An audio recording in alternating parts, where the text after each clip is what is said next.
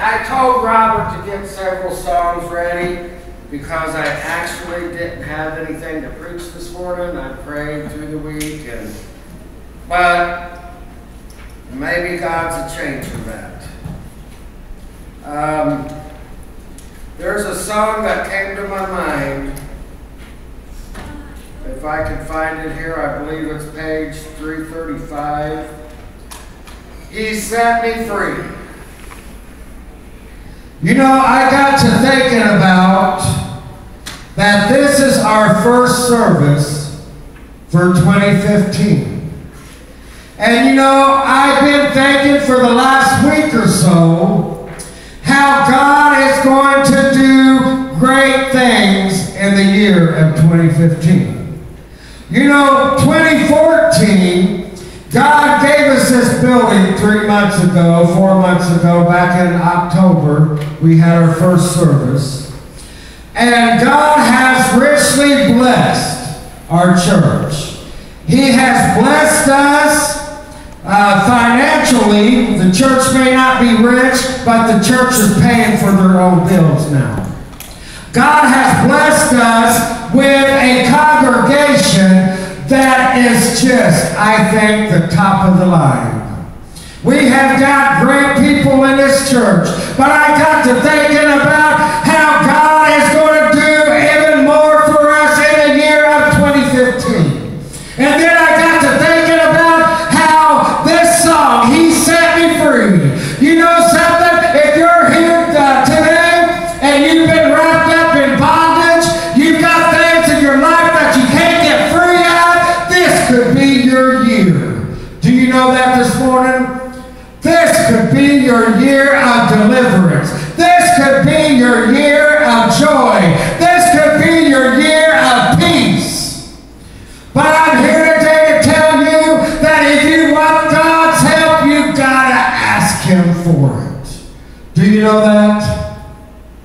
I got to thinking about last night as I was sitting there at the house of the recliner. Kevin and Cassie were all in bed and everything, and I got to thinking about the old story about when the walls come tumbling down in Jericho.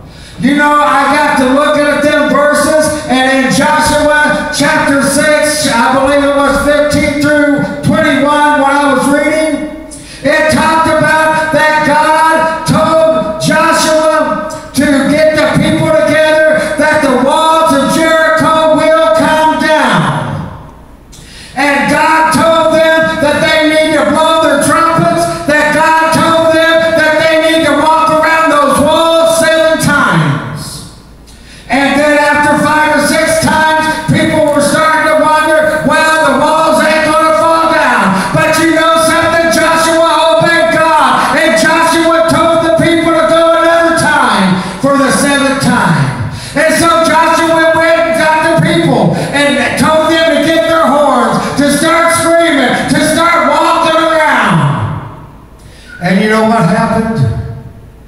On their 7th time, they started walking around. They started blowing their trumpets and horns and making loud noises. And all at once, there was a mighty earthquake, and they got to looking, and the walls started just to crumbling down to the ground. You know, that's just like our lives here today that we live in. If we have an issue or if we have problems, whether it be family problems, money problems, whatever the situation may be, if you follow the leading of God, that wall will fall. Do you know that this morning?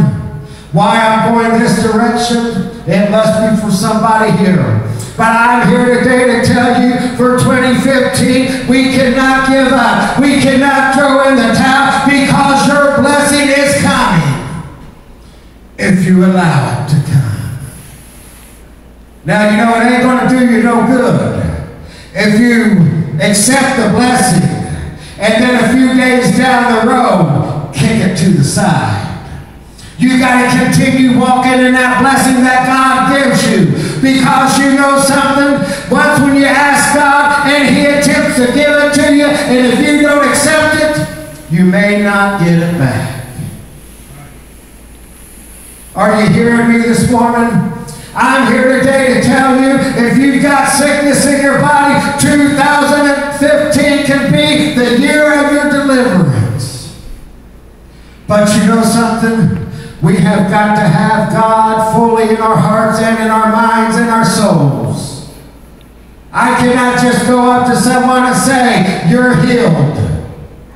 Because 9 times out of 10, that may not work. But when I get in my prayer closet and I start communicating with God, and we're communicating both with each other, then the miracles can happen. But I'm looking for the year of 2015 to be a great year for the Open Door Community Church. God has blessed us. But we still have a little piece of a wall over here that needs to come down. We still have to get our horns out. We still got to give God praise. I'm looking for more singers this year. I'm looking for more musical instrument players this year. I'm looking for the building to be full. But it's going to take us all in one mind and one accord. Those of you that doesn't know about the walls and all that falling down, go to Joshua chapter 6. Verses, well, the whole chapter talks about it. But I looked at 15 through 21. But did you know something?